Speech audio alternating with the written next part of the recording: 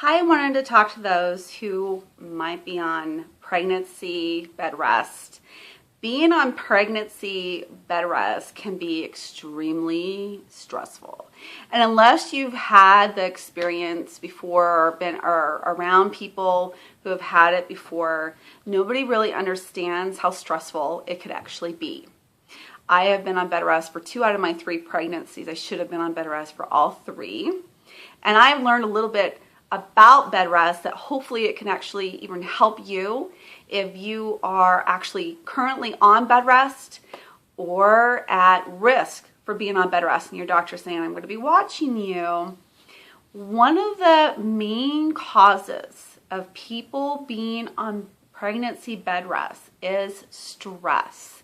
I've had to do a lot of reading and studying, and I wanted to figure out why I had to be on bed rest with my babies. And there's all kinds of reasons, but the number one reason really is stress.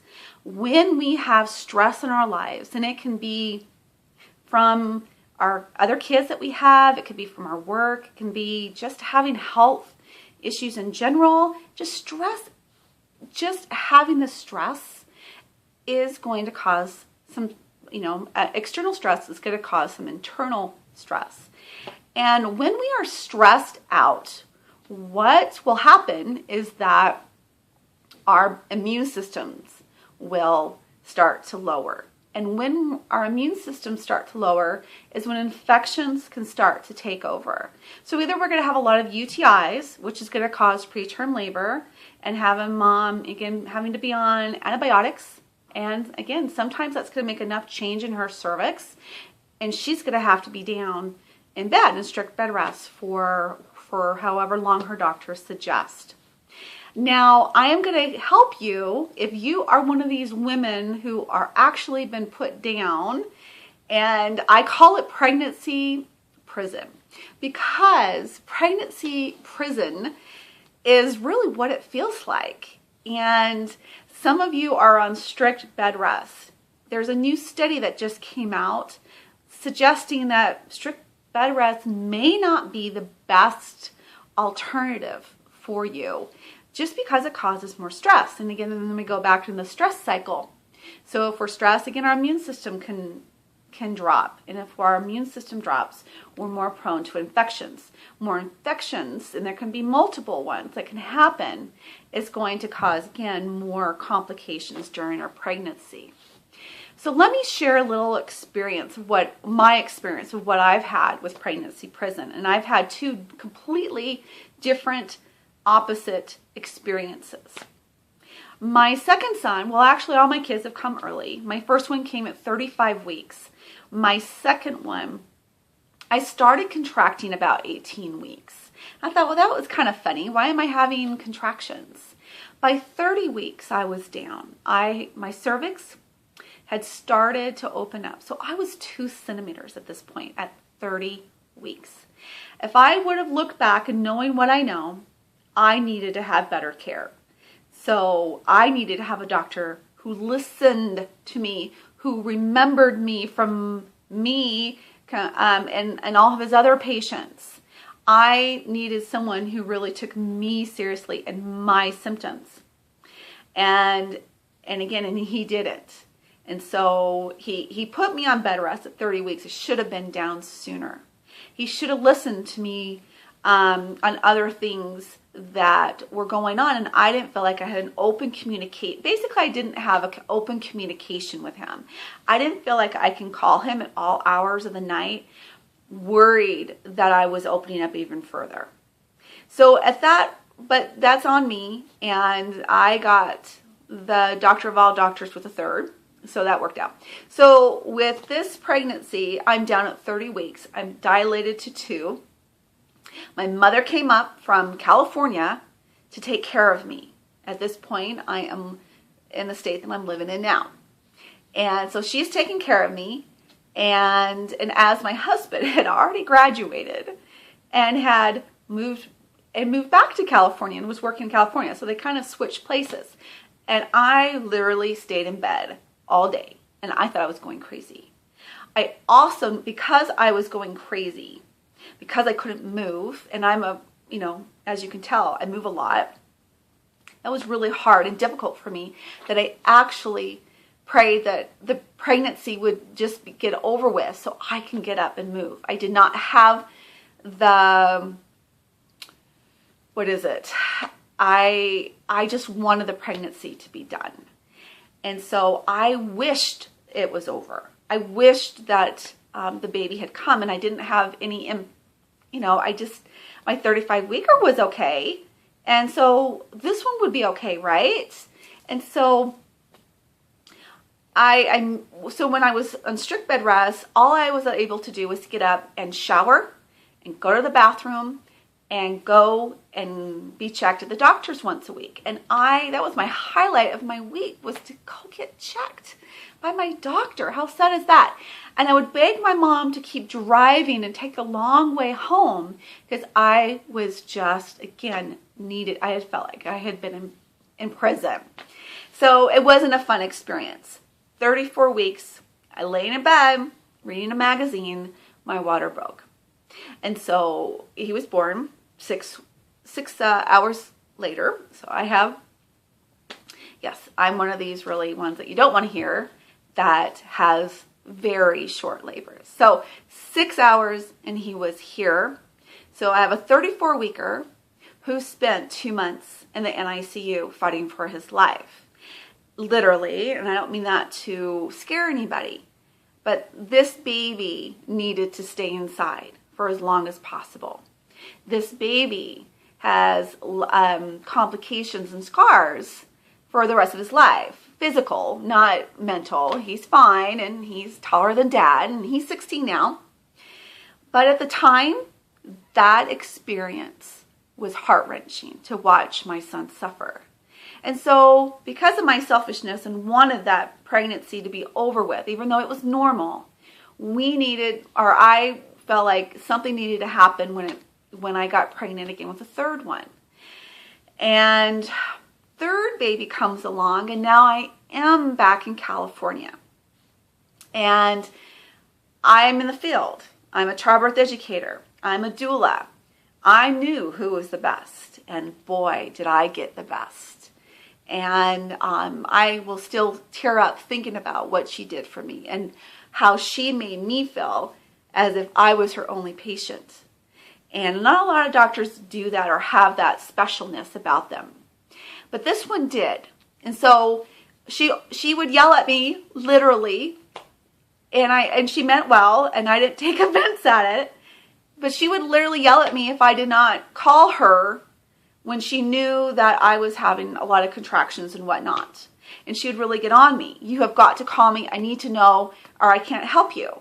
And so I had that open communication with her, to where I felt like I can talk to her and I can let her know what's going on with my body. So at 8 weeks, getting pregnant at week 8, I was pregnant at 8. I was already pregnant with a third baby, and at 8 weeks I started to contract. I know, crazy, huh? So I just thought it was a UTI, a bladder infection.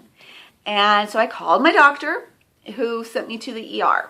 And the ER folks gave me a pap smear. And I'm like, why are they giving me a pap smear? Why would they even do that? It was the best thing that they ever did for me. And as well as it's going to help other people as well. That pap smear showed that I had a bacterial infection, not in my bladder, but just around in my vaginal area, called bacterial vaginosis. It's an uncommon bacterial infection, and only 12% of women get it that are pregnant, and only 7% have symptoms. Only 7% have symptoms, which is premature labor. And also looking back at all the other things that happened with the other pregnancies, I probably had it through all of those pregnancies. Now, bacterial vaginosis is something that is just a bacteria that hangs out in some women's vagina. It's not an STD, I assure you, and it's just a bacterial overgrowth that doesn't cause any harm other than when you're pregnant. So I really think in my heart of hearts, that was the cause of all my pregnancies and why they came early. So here I am on pregnancy bed rest once again when she put me down at 20 weeks. And also she meant strict bed rest. However, I did a twist. Now I'm at 20 weeks and she's putting me down until I deliver. And that means at least maybe 15, 16 weeks to where I'm going to be able to get up again and live a normal life. So what I did with this one was I did notice that my two boys, when they were home all day, and the rambunctiousness and just normalness of having a 5-year-old and a 3-year-old, that they're going to, again, cause a lot of anxiety for me, which caused a lot more contractions. So unfortunately, I did take precautions because I didn't want to have my third baby end up in the NICU like my second baby did. So I took this seriously. So the boys went off to friend's house or daycare for the afternoon. And so I had some time to relax. I was living where my mom lived, so I was in the same city, so I had that help, thank goodness. I also got up every hour and did something. So I would clean the toilet, I would make lunch. I had 5 minutes every hour, no more and no less. So 5 minutes of every hour got me up, moving around, and I found out going to the swimming pool. We lived in an apartment at this point, and we had a swimming pool. And I didn't swim, but I floated. And I was submerged from my belly, and my front part was all submerged, and I was laying on a raft. And there's actually some research or something out there that I did read that being submerged in water will help relieve preterm labor and the contractions, which it did. So I got sunshine and I got to float in a pool and got to clean the toilets. I was so excited. So that is how I made it different. I also did, if my uterus wasn't being so naughty during the week, I rewarded myself by leaving and going grocery shopping, hoping I didn't run into my doctor because I lived in a little bit of a smaller town in California. And thank goodness I didn't. So I would either go to the grocery store or I would go to open houses with my mom. And that was my time out of the house and did something normal. But only if my uterus had been sort of under control. It was never really under control, but some weeks were better than others. And I knew that, I had to really calm myself down during the week so my uterus will calm down and then I can, hopefully deliver a healthy baby. So she came at 37 weeks. I had to take antibiotics for this bacterial vaginosis continuously, as well as mixed in with the UTIs. And we got her to 37 weeks, a little bit, 37 and 2 days. And again, had such different experiences. It had a doctor that paid attention to me versus one that really didn't. And I had to really speak up for myself, which is what you have to do, and change doctors if you have to. So if you are on pregnancy bed rest, I suggest, again, you talk to your doctor first before you do anything that I have suggested. Know that you have to get rid of stress at all costs. I don't care about the excuses. You have to take it easy because you do not want to have an experience the way I had to experience and learn my lesson. And then my son paid the price. So talk to your doctor, get the support, and especially if you can, just get out of the house.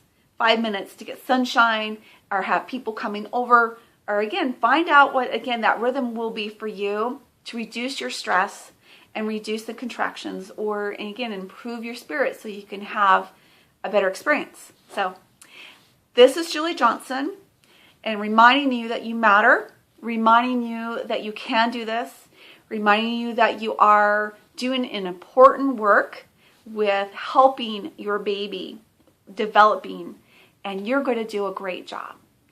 Just remember that the support is out there.